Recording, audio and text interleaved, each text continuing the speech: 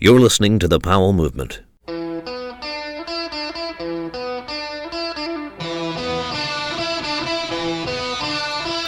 Welcome to another episode of the Powell Movement. I'm your host, Mike Powell, and this week on the program, we have Jaimeson Keegan. And Jaimeson is a sports agent. He represents athletes from the world of action sports, and his job is to get them better contracts, find opportunities for them, and really make their careers better. Jaimeson earns a percentage off every athlete contract he puts together, but his focus is to make sure that the athletes' careers blossom. And we're going to talk to Jaimeson about how he even got into that world, as he's not a sports agent with a law background. He's a sports agent with a Red Bull background, which is almost even more important than law in the world of action sports. Now's the time where I want to ask you to do a couple of things for me.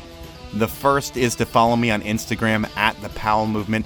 The second, I've always been asking you guys to review me on iTunes, but that doesn't seem to be working. I think there's a lot of barriers to that. So instead of doing that, please share my posts on social media. Liking them is great. Sharing them is a lot better. Before I get into my sponsors, I want to thank High Time Confections for the box of mind-blowing candy that they sent me. You can follow them on Instagram. And now to the sponsors that make this show happen, please support them because they support me. They are Evo.com, DiecutStickers.com, Sierra at Tahoe Resort, Rescue Water, and Unofficial Networks. Those are my sponsors. Now, let's get to the podcast. I am sitting in a little slice of heaven here in Seattle, Washington. I'm looking out at the Puget Sound. I'm with Jaimeson Keegan, and Jaimeson is an agent. And when you think of sports agents, you think of beautiful views like this. I think of palatial estates of NBA players, but we're talking about an agent in the action sports world, which is a different experience, but it looks like a great experience as well. How are things going, Jaimeson? They're good. Nice to have you here, Mike.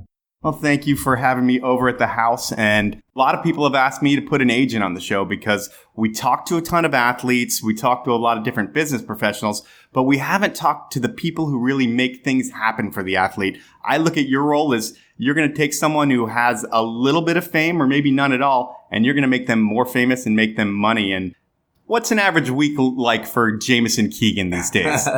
An average week probably includes some domestic things that other people can relate to, like coaching soccer and taking out the trash and hanging out with my wife and kids. On the professional note, there's really barely any rhyme or reason to my schedule right now. It's sort of like this time of year, we've got a lot of contracts renewing. There's a lot of people whose partnerships are up January 1. And the way our business works basically is we earn commissions on the sponsorships that we put together for our clients, whether they're new sponsorships or whether they're extensions. That's kind of the way that we make money, that and maybe doing some production work or some consulting work, things like that. So yeah, when it comes to September, October, it's just wide open. Like I'm shifting gears between 5th and 6th and rarely downshifting past that. These are the days that I don't make it to the gym. These are the days that I, kind of feel like I'm just sort of stuck to my desk and taking lunch at my desk. Whereas in, June, July, other than like summer X Games and working with our skateboarders, I could be playing tennis in the morning. You might catch me playing golf in the afternoon or getting on a boat or something like that. What do you experience in terms of volume of work? Are you working 50, 60 hours a week, getting 200 emails a day, that kind of thing? I wish I was getting 200 emails a day. I'm probably sending 200 emails a day. I think the world of agents has always been kind of mysterious. It was to me before I started doing it. I think that it appears to be sexy and glamorous because you see us at premieres and you see us at contests and we're always kind of like rolling with the cool kids in the pack. Maybe we're the ones buying the drinks and dinners. I don't know. But the reality is there's a ton of outreach. There's a ton of cold calling. There's a ton of finding people, finding contacts places. I'm always happy when I hear from like a college student who's pursuing a degree in sports management and they reach out and, we're one of the only agencies of our kind, I think, in Seattle or probably in the whole PNW. I'm always like, oh, great. Here comes some like fresh blood and sharp people to help lift our industry up. But the reality is, I want to also give them the guidance that this job is not always so glamorous. It says on my business card, president and floor sweeper. I feel like I'm more the floor sweeper than the president a lot of times. Yeah, and it's not one of those jobs you can just come out of college and work in action sports. There's a ton of relationships that you have to build. I mean, you probably put 20 years in to establish the context to even be able to do it, because a guy who just gets out of school or a successful agent in maybe the sports world can't just walk into the ski or snowboard world and speak that vocabulary. Mm-hmm. No, it's true. It's true. There's a lot of learnings. There's a lot of nuance. There's a lot of contacts and connections that you have to build and develop. I mean, I was pretty fortunate because out of school, I came to Seattle with a journalism degree, and the economy was totally in the garbage can. It was 1996.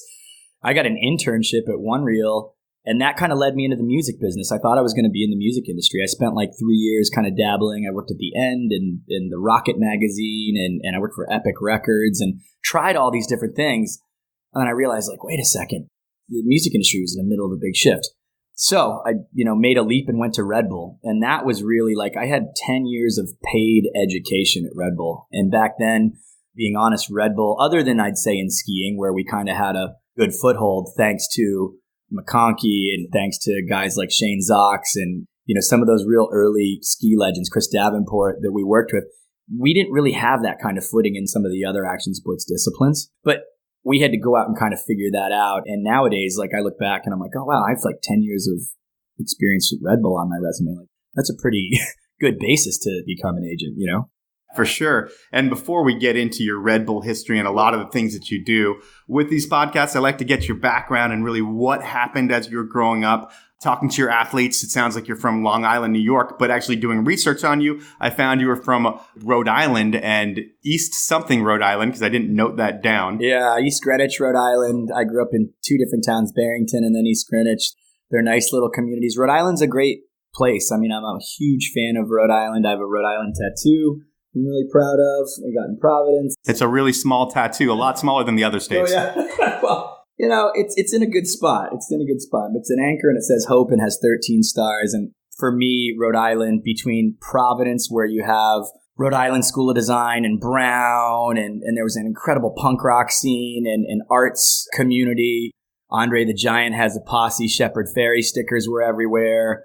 We skateboarded, wrote graffiti, and we went to punk rock shows. And then the southern part of the state is like surf and Newport and sailing and kind of this waspy kind of vibe.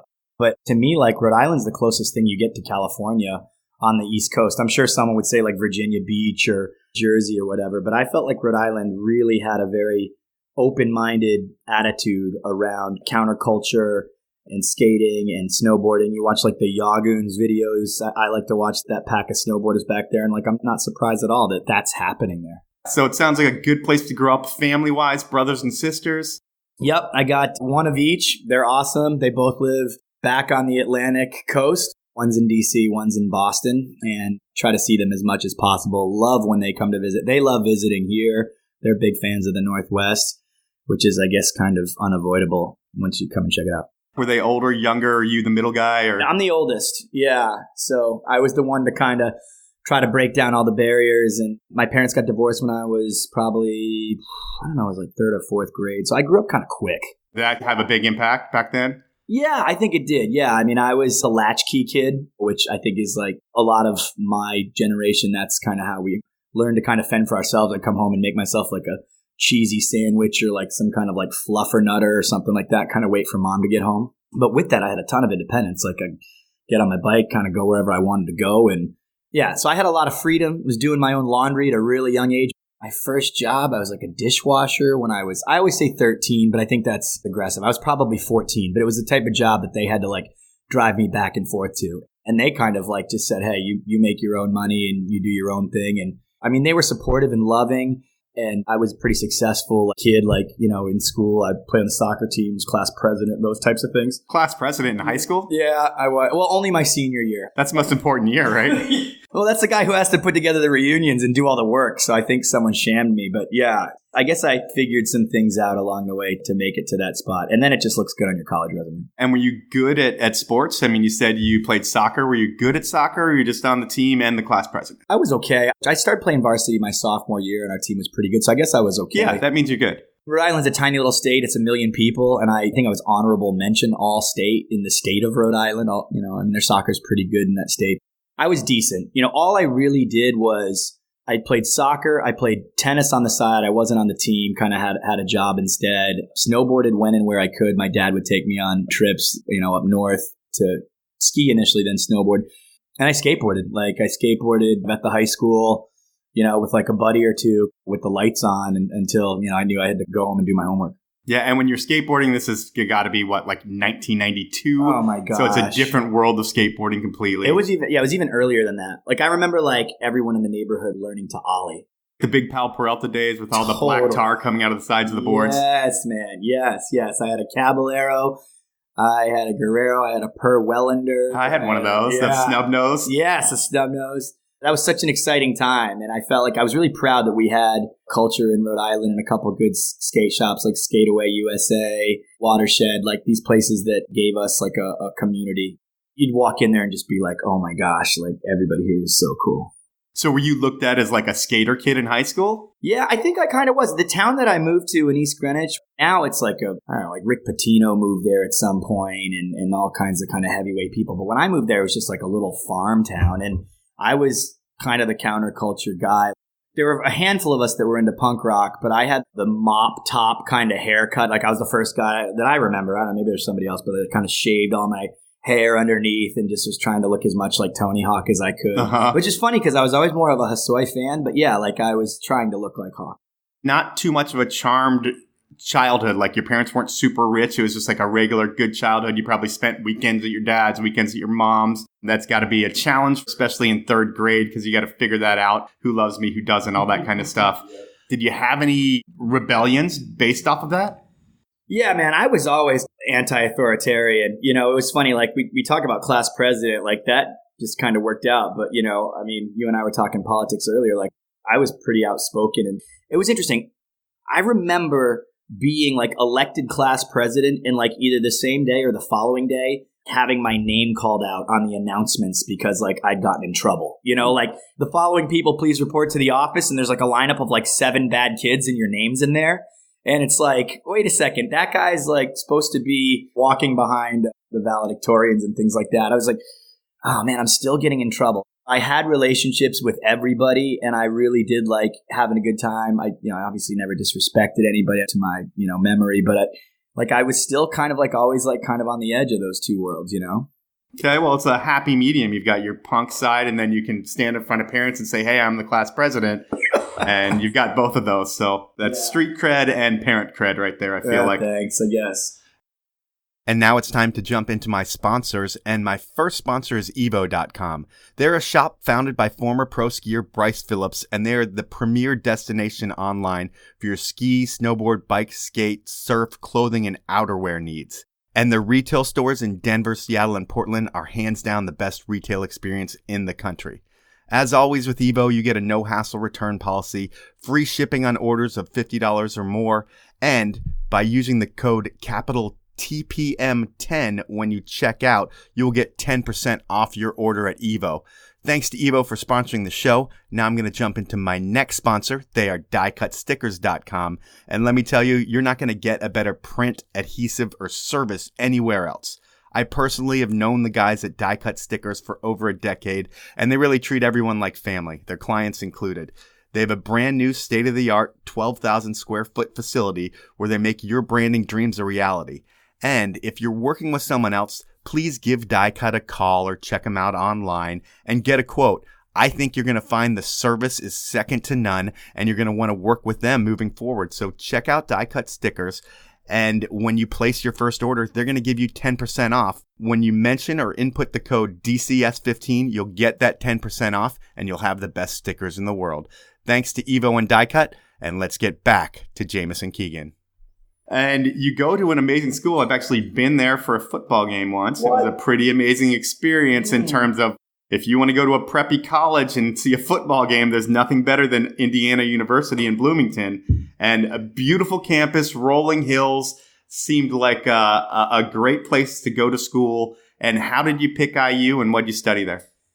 I probably applied to 5 schools out of state. New England schools are so expensive, and being the oldest kid and knowing that my dad and stepdad were splitting the bill for my college, which I'm always grateful for. But I knew I wasn't going to go to well, I couldn't get into an Ivy League school, and I just wasn't going to one of those really expensive East Coast schools that cost like $40,000 a year. Yeah. You know? Everywhere I applied was with an eye toward what it was going to cost to some degree. And Indiana just like hit the mark in every way for me. Like my mom went to Miami of Ohio. She's from Ohio. My dad went to Franklin College in Indiana. I had grandparents in Kettering, Ohio that I absolutely loved to pieces and were a big part of my childhood. Really, really great, like guiding light kind of forces for me, even though they were geographically at a distance.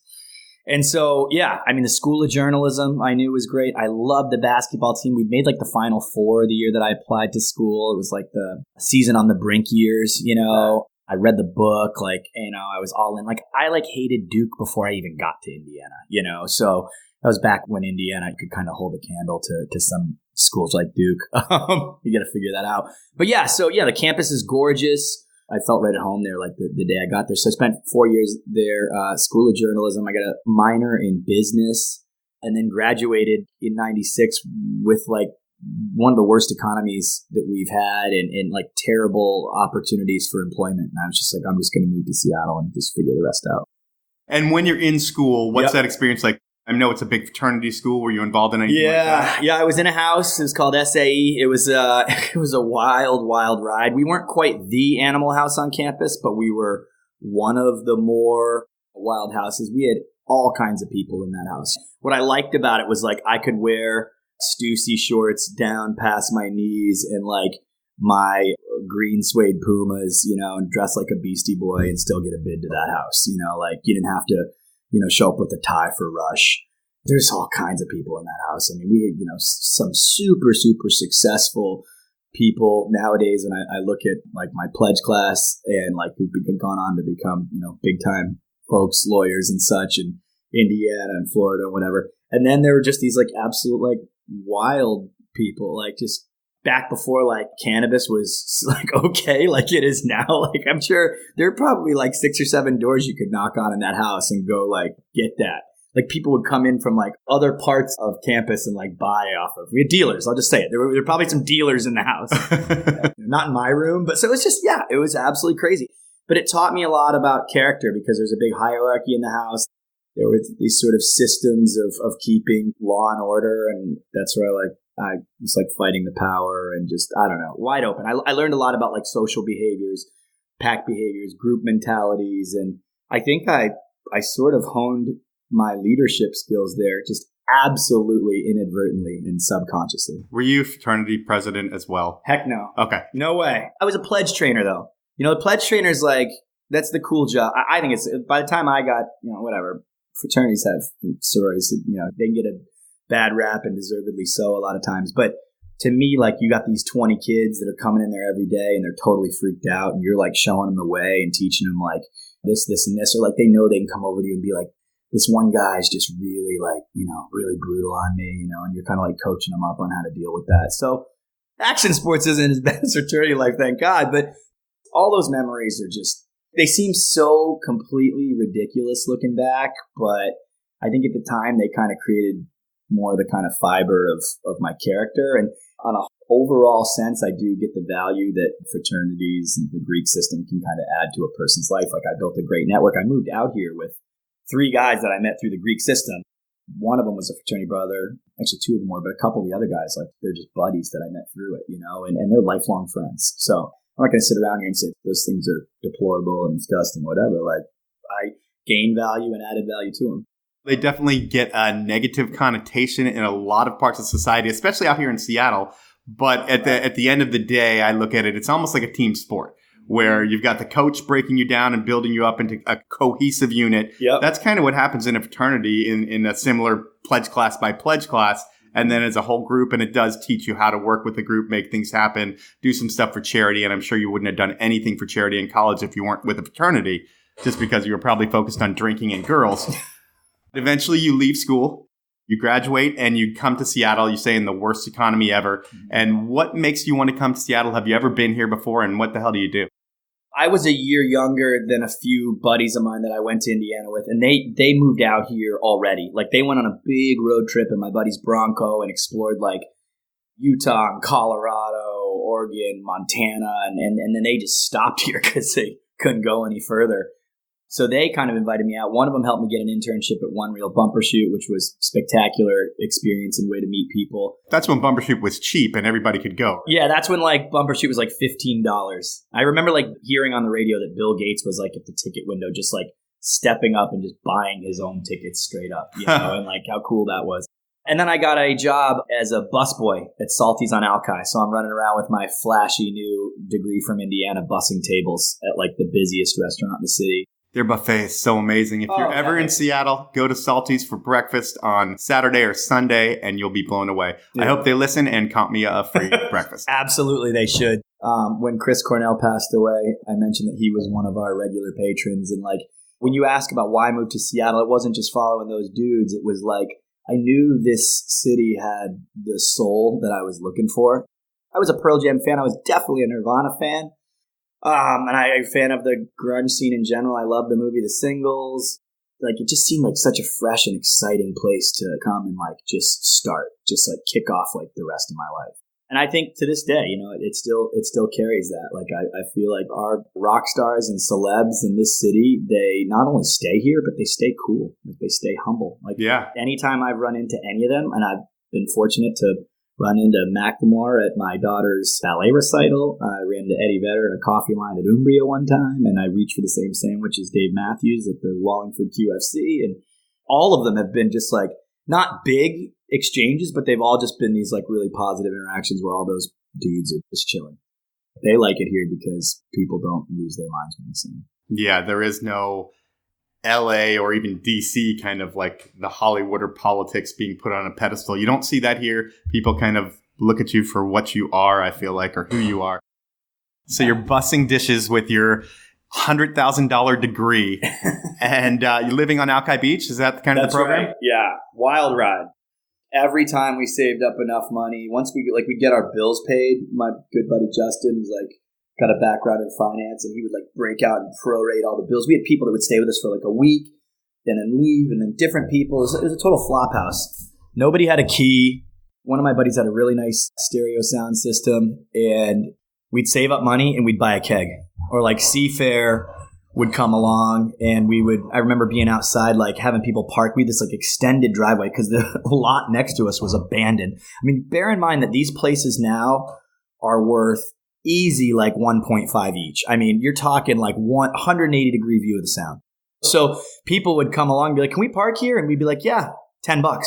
And they'd be like, whoa. Like, is this even your property? And we'd be like, yeah, that's ours too. You know, and then we'd put like cones out and we'd say this, we'd be like, we're not just trying to jab you here. Like for $10, you can, you know, we got beers on tap. We had a popcorn maker. Back then there were no cell phones, so you could use our phone. People would end up like staying and like partying with us, like the best $10 investment ever.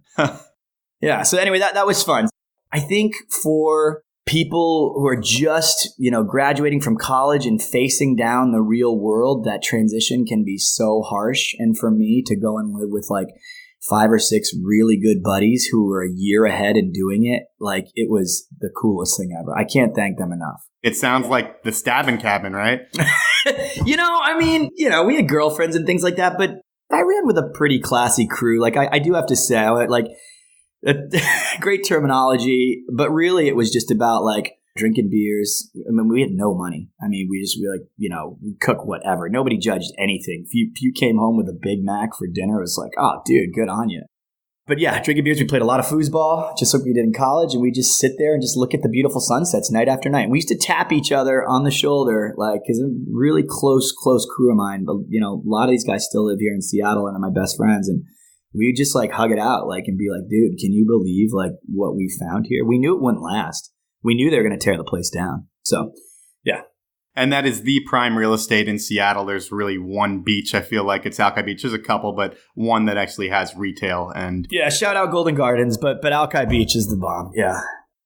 Eventually, you work your way to this energy drink company, Red Bull. How do you get your first job with Red Bull? Because I feel like you're on the front lines of bringing them to the U.S. Yeah, I was.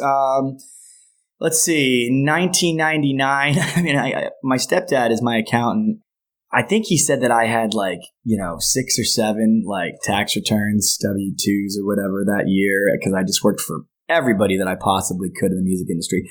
And I want to say that Red Bull kind of like, I don't want to say headhunted me because there was no recruiter involved, but this guy that I'd met in the music business along the way, he got a job with them, brought like a case of Red Bull over to my house when I lived in Leshai. He had worked for like the Jimi Hendrix Foundation or something like that. And he showed up with like a case of Red Bull and like a bottle of vodka at our house, which, nowadays, like even when I started working there, like you don't show up with both of these things in your hand. Let someone else bring that drink, like we just bring the Red Bull. Whatever happens, happens. Yeah. But I mean, whatever. We were really good buddies and we probably had a party of like 20, 30 people. And I think I had some Red Bull that night, but not much. It wasn't known yet. We didn't really know, how to use it. We had a keg tapped and that was that. So the next morning, I look in the fridge and like that's the only thing in there. And I'm like, well, I'll just crack one of these open. I'm going to see what happens. I'm not feeling great. And so I have one, and then my roommates start asking for them. I start handing them out to everybody. And what happened, I thought was really cool and was very authentic. And it's part of the reason that I worked there for 10 years is that we all drank those Red Bulls and we just started like cleaning up the house. I'm not talking about just the red silo cups. Like we went off. Like we were like vacuuming and it cleaned the windows, and then like somebody like started like working out in like the garden. This was a rental, and so we just went off, and for like 5 hours we just had this like epic cleaning session. I looked around, we were done, and there were like those Red Bull cans in the recycle bin, and like that's what made it happen. So that's where I learned how an energy drink can and should work, and had a really awesome personal experience with it.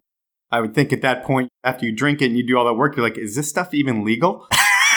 Well, I really didn't know what it was. And then the guy who brought it over, Joel, he was like, hey, we should talk. Like, I think they're hiring. And I was like, oh, huh.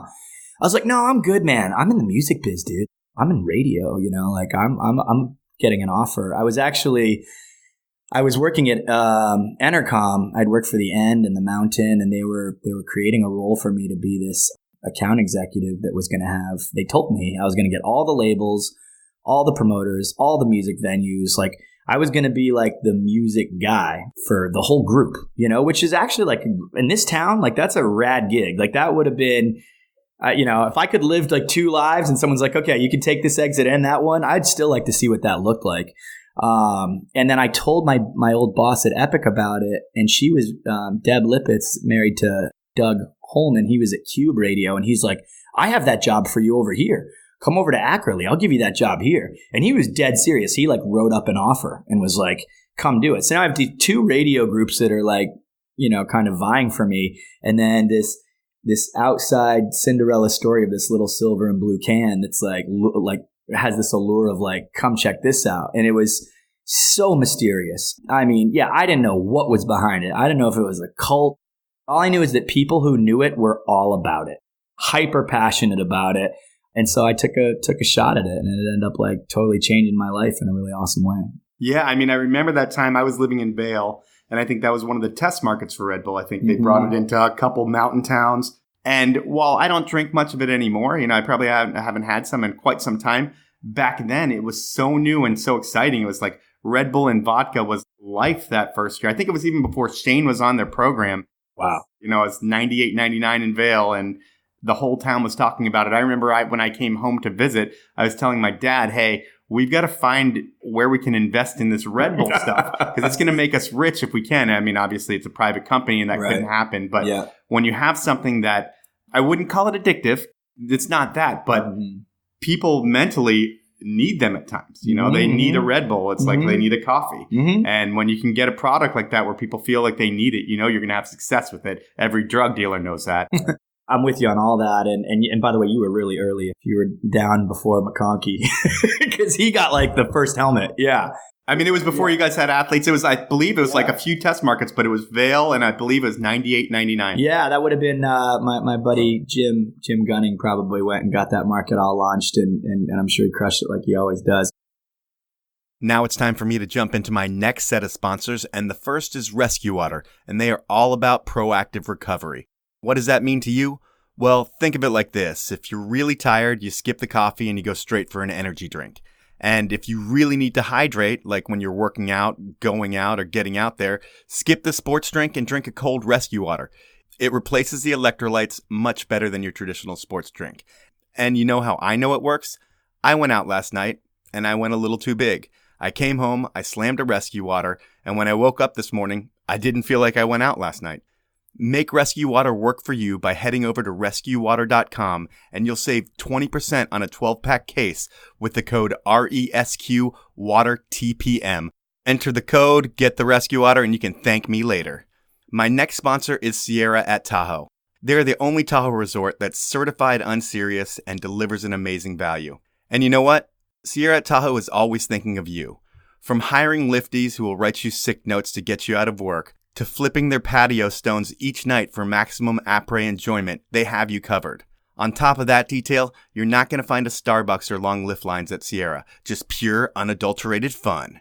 If you live in the area or are planning a trip to Tahoe, head over to sierraattahoe.com for more information.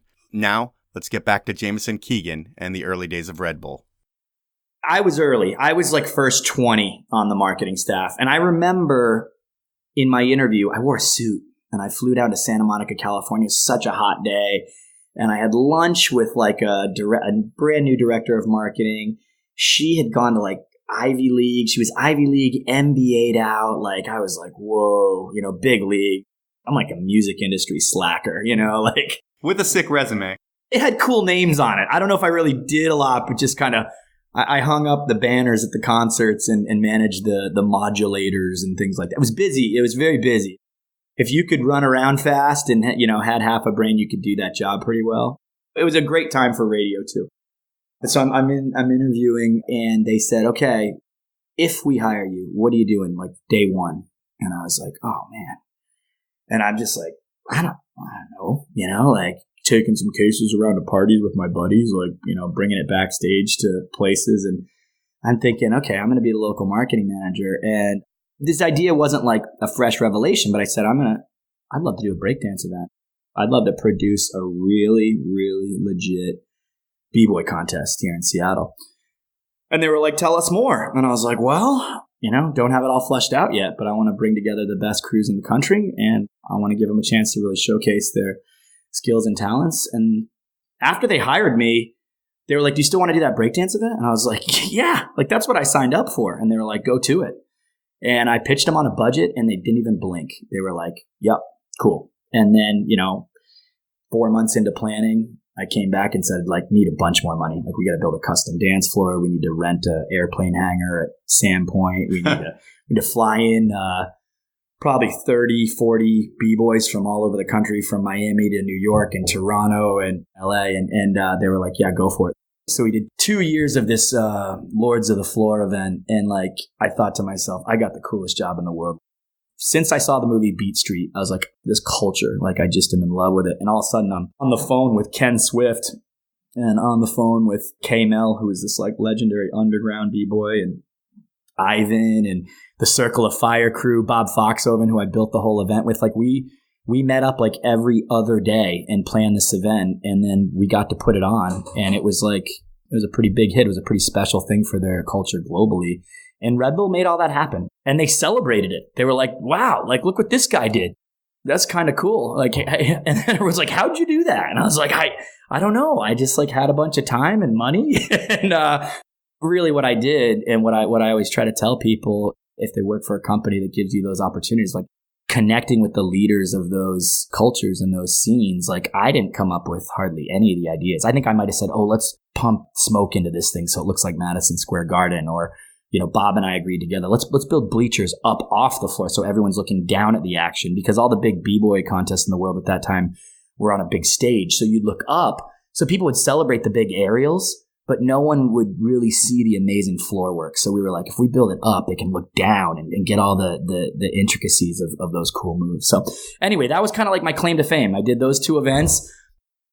I really got to build genuine relations. I mean, I booked Z-Trip for that first. Like, Z-Trip was on the come up. I mean, I can tell you what we paid for him, and it's probably what he gets just to wake up in the morning right now. You know, like a $10,000 act back then, or not even. Oh, dude, no way. Yeah, he was way south of there. Although he did blow off our finals. His manager. Hey, here's a lesson about management. Like, she came up to me right before finals, and she's like, "Hey, it's been great. We got to go." And I'm like, "Where?" And she's like, "Back to LA." And I'm like, No. This is finals. Like, he had played. It's not like he just was cruising. Right. And she's like, no, he's opening for his favorite DJ in LA tonight. So really sorry, but like, thanks. Like, we're getting our car right now. And I'm like, I gotta like put my opener back on. So thanks for that lesson in management. And the next year we booked J-Rock, and I got to be, the guy behind the scenes with the headset on that just like shook everyone's hand, and people knew kind of like helped make it happen, along with Bob Foxhoven, who's just like a total legend and visionary. And I mean, I got to give him credit. The whole thing was really much more his idea than mine. So that created the opportunity to go to the Caribbean for you, because Red Bull's like, hey, we've got this gig down there. And you're like, fuck, I want a vacation. What happened was I had been in the same job for 3 years here. It was a great job. It was called FMM, and then, local marketing manager. I covered AK. I got to go to the snow thrills, by the way. Like, if you're a ski fan, like, look those up. Is there good money in it being an employee for Red Bull too? Do they take care of their employees? I think they pay above market value, and they ask above market value work too. I mean, like, I've been gone so long. I can't speak to what it is now. But when I was there, it was like, they were within their rights to ask you to do pretty much anything, anytime. I remember like working one week the Mount Baker Bank Slalom. We brought Z-Trip there too. Oh, wow. Yeah. Actually sat across from Craig Kelly at a restaurant there, just kind of like, oh wait, there's Craig, there's Zach, there's Craig, there's Zach. Like, can these guys meet? Like this would be.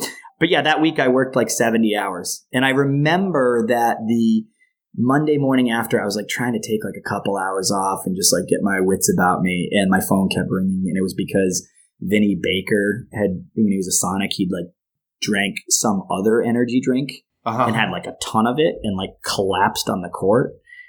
Even though he had 3 of whatever other energy drink it was, he scored 19 points in like the third quarter. He was kind of a bust, right? But he had like this most epic performance of his pro career, and everyone said, oh my God, he drank too much Red Bull. So my phone's ringing off the hook. And anyway, that's a side note. But like, everybody would come to my condo after that to like deliver Red Bull, or with like Red Bull on like a FedEx package. You'd be like, what about that? Like, what's up with that Vin Baker thing? And I was like, oh dude. And I was like, it wasn't Red Bull.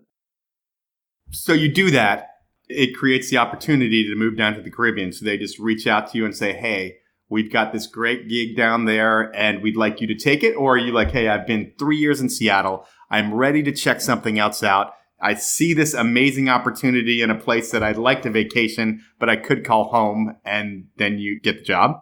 Yeah, I mean, kind of, yeah. They were opening up new markets, and there's a little bit of like politics that were involved in that I wasn't really part of, but like my boss, he was going down there. He inherited like an amazing market. He got the Caribbean, Central America. And so they were kind of like, why don't you come too? And I think they realized it wasn't just a breakdance event or whatever, but I think Boeing, my wife worked for Boeing at the time, and they were opening their new office in Chicago. And she had kind of thrown her hat in the ring, and then I told my boss about it, like, hey, they're opening Chicago. And he was like, we want you in Chicago. Like, we need you in Chicago. You're going to Chicago. So they saw me as a guy and I was looking for upward mobility, and they were like, we can move this guy. And then Julie and I caved it. We were like, no, Chicago's not right. And then they were like, what about Puerto Rico? And we said, yeah, we got to go there. So I spent 2 years down there. I shouldn't make a joke about power, so I won't. Sorry. We have too many good friends there. Please don't. We just sent a care package to like our favorite family down there. I said, what do you guys need? They said peanut butter, cookies. They said goodies. You can't get any goodies at the grocery store. So I was like, just something to just like, if you can imagine the things that you could just open up and find in your cabinet right now, like would be so delightful. Like, we just sent them a box of that kind of stuff. That's got to be tough after you live there for a couple years and then you see it get destroyed, and then you see us not help. But I guess we are helping. Hopefully. Yeah, no, they should have power by 2019. So we're pretty psyched. I mean, look, I agree, like, to a degree. Is the infrastructure there been awesome? Where in the Caribbean, other than like St. Bart's or some beautiful affluent place where the average income is like $1 million a year, where is the infrastructure great in the Caribbean? The bigger the island, or the bigger the country, the worse the infrastructure is. I mean, maybe Cuba accepted from that, but like, yeah, I mean, when you hear about hurricanes like going in and wrecking countries like that, and like Haiti, like, yeah, it's on a whole different level for our country.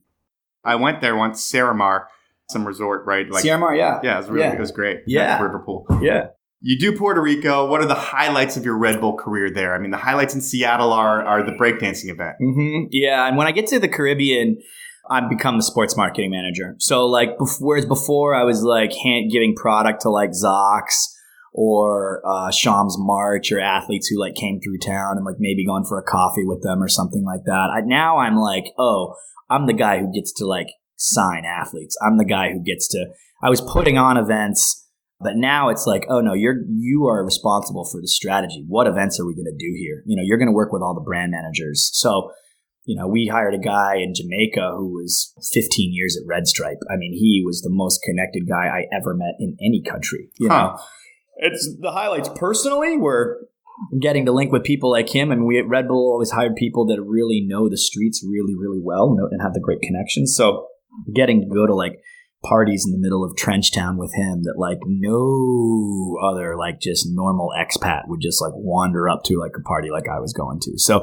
So those experiences were life experiences.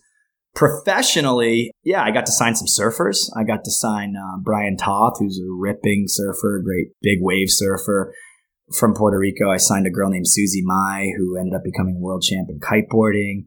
And then I worked with some kind of like national heroes in different sports. So, I mean, that was where I kind of like first put my toe in the water of like signing athletes and athlete endorsements.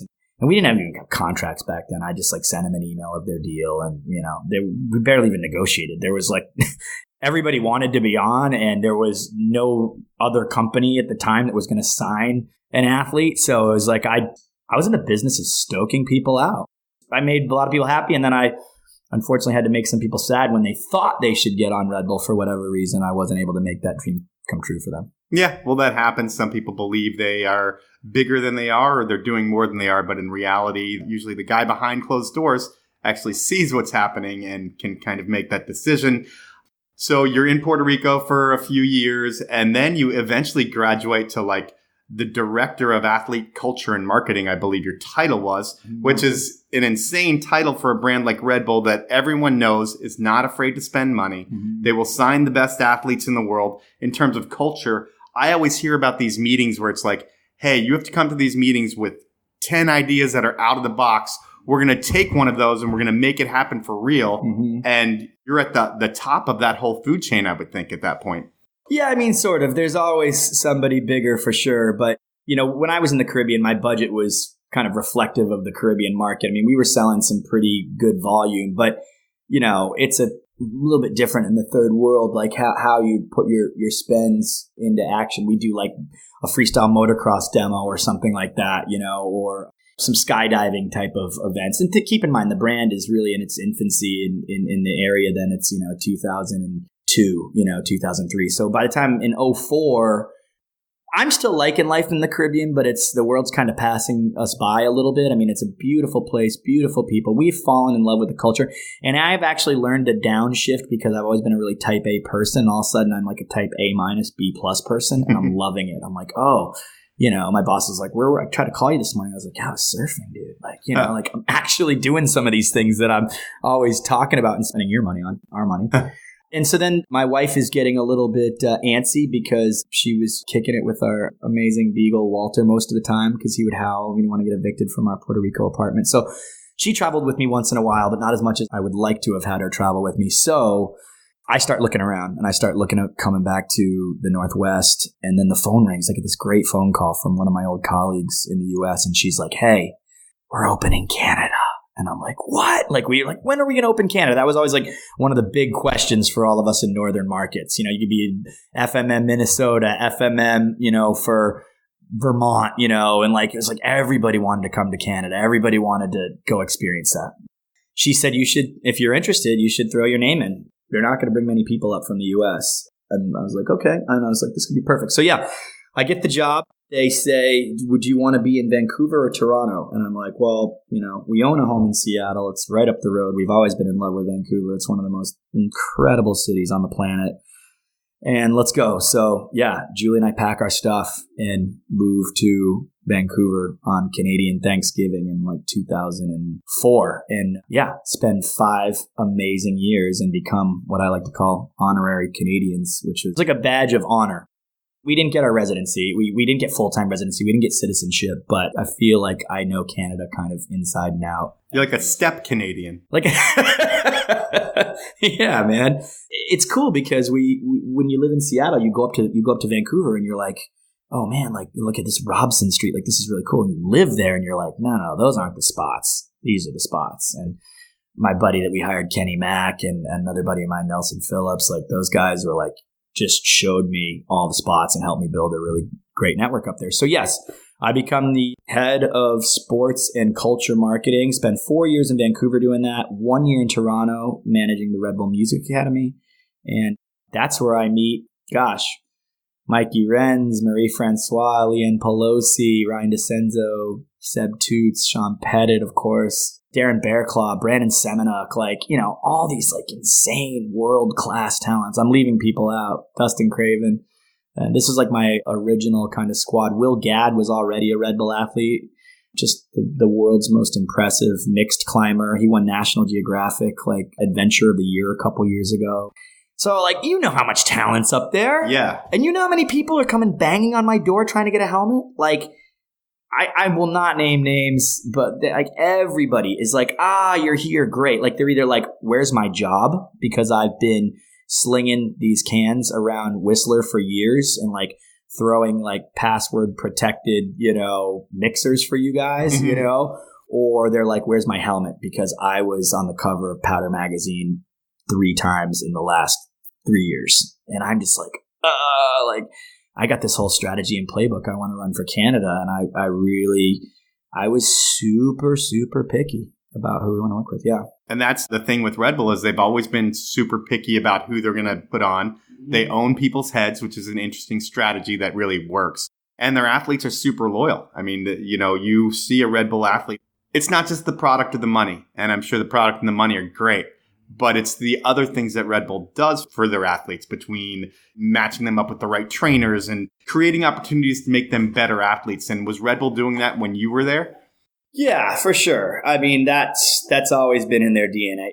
They were doing that before I got there, and they're doing that after I got there. And I give them props for all that they do. I mean, they've come into the space in a very authentic way, and I think they've delivered very real value to it. At the same time, like, nowadays I work with Monster quite a bit, and I work with Rockstar quite a bit, and they do a lot for their athletes too. I think that there's kind of, from the outside looking in, it's people might say it's a paycheck brand. I can tell you that like our skaters and snowboarders who ride for those guys, they get a lot from them too. They've studied, I wouldn't even say they studied the playbook because they've done it their own way, and that's what's kind of helped them be successful. But I'm a proponent of energy drinks in the space. I get that a lot of people are like, oh man, I'd love to see some other logos on people in action sports.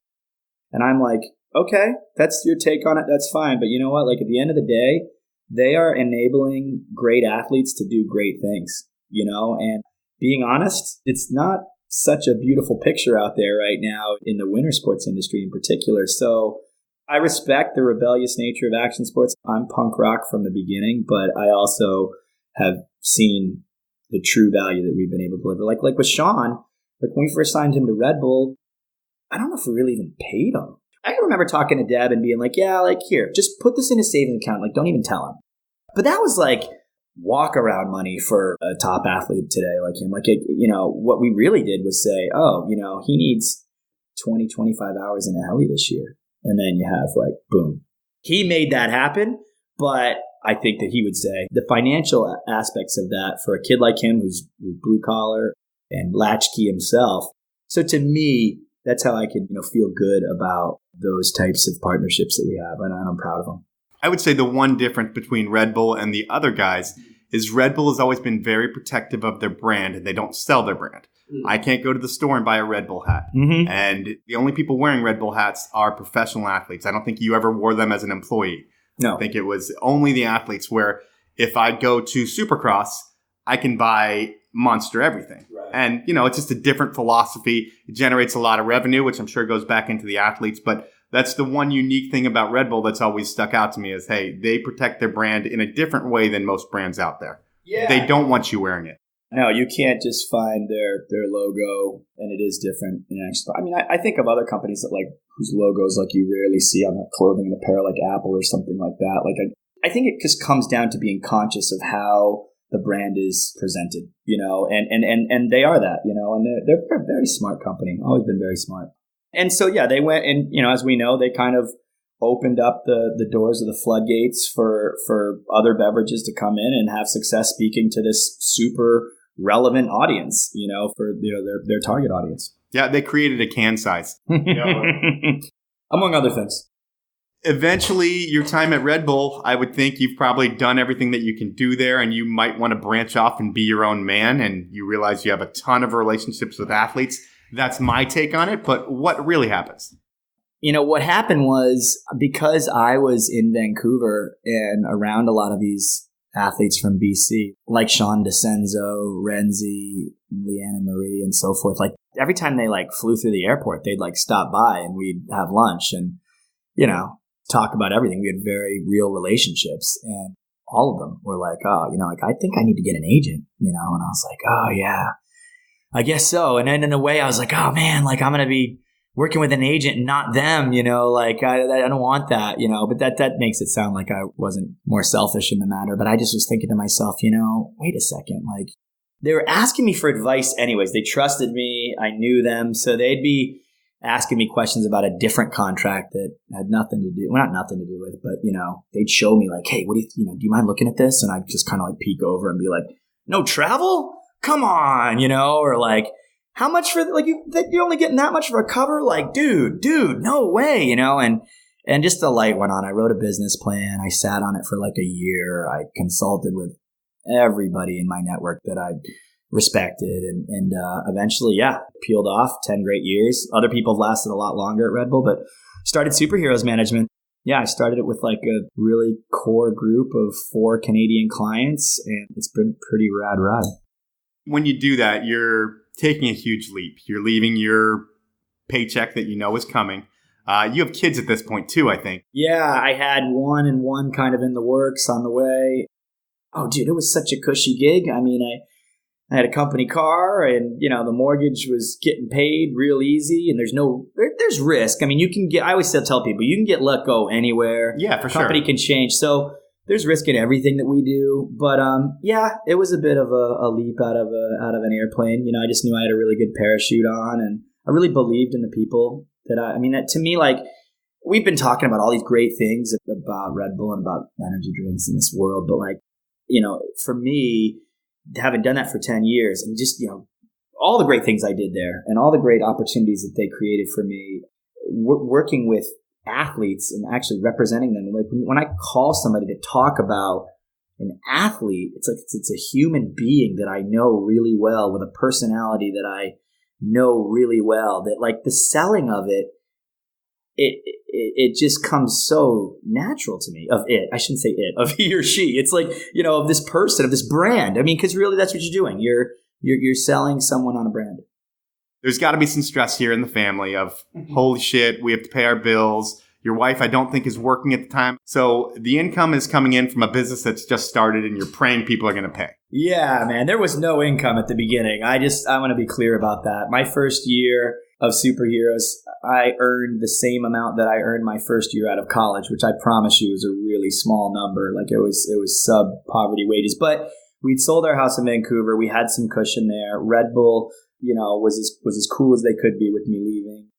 So I wasn't stressed initially. I just thought, I'll try this for a year and let's just see what happens. And then some of our clients really start hitting some big marks, fast, Pettit wins Skier of the Year. DeCenzo I guess he won Tampa Am when I was still his Red Bull guy, but he just catches fire, turns pro.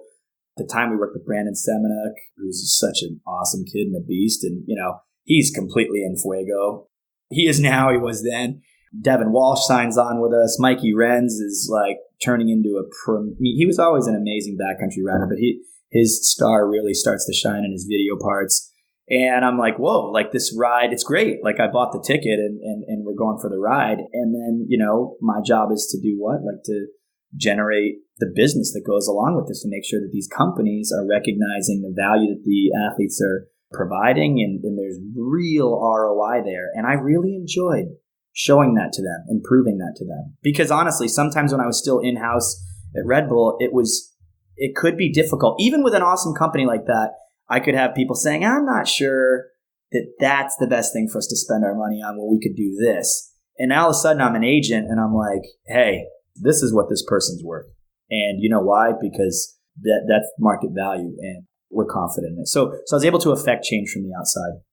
How long did it take for you to realize that it was going to take off? I mean, you do that first year, you're making not much money, but you still believe in it 100%. So you're always believing that it's going to take off. But when do you really like start seeing things on paper like, holy shit, this is working? You can be almost quietly proud of yourself. Something like that Powder Award show. I mean, that was when we signed Bobby Brown.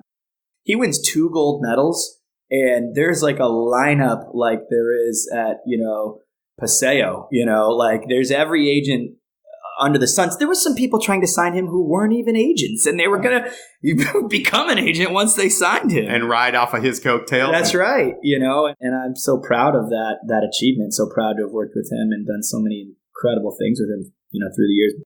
But yeah, so I think that there were some probably big moments in the business. I can think of some kind of blockbuster partnerships that we put together, like great wins, things that I like call my dad and tell him about, Yeah, what are a couple of the things that come to mind that you've made calls to your dad and said, hey, Dad, we did this? Yeah, I mean, definitely when we signed Bobby. I mean, every X Games, like, gold medal that we won, like, I'm like sending my family a photo, I say we've won. I don't win any medals, but hopefully help create the right environment for people to succeed, or helping produce, a movie like Sean's movies, Bobby's movies. I was the executive producer of Wildcats Never Die, and like those are things that I'm like, oh, not all those things are big paychecks, but man, do they make you proud and make you feel like you're really, the work that goes into the back end of those projects. And so you're adding real value. In your business, it's a no-brainer that athletes are the lifeblood of what you do. How you get your athletes, and there's no secret, but you said you kind of work with your team first. Yeah. That's the way to do it. I mean, if you have some people that you work with who understand the sport better than even you could possibly understand it just because they're doing it, they know the talent and they can see it right away. Yeah, that's true. That's true. I mean, there's editors, there's photographers, there's the industry is so vast. It's about figuring out where that person's from, who knows them. I mean, that girl that I just signed, I went to the Summer X Games qualifier in Boise to research girl park skaters and ended up in the beer garden speed dating all these parents who are not much older than me, because I got a 9-year-old girl. Huh. And I'm like, oh my God, I fell in love with this girl. And part of the reason was because her parents were so cool. I mean, listen, the parents of our clients, we could do a whole nother podcast on how cool they are. And that's what happens, is that it's no surprise. Like, if you got really rad parents, they're gonna have really rad kids. So I love it when I get the opportunity to meet parents and really spend time with them, and some of the parents of our clients, dead honest, are like mentors for me business wise. Like, we're bringing on a new agent right now. I'm really excited about that. He's a super rad guy, and I guess by the time this drops, the press release will probably be out. His name's Fernando. He's Brazilian. He spent a couple years at Zoomies. He was at Vans. He's a pro skydiver, big wave surfer, and he's going to head up like a kind of new skate and surf division for us. And how's that going with all that?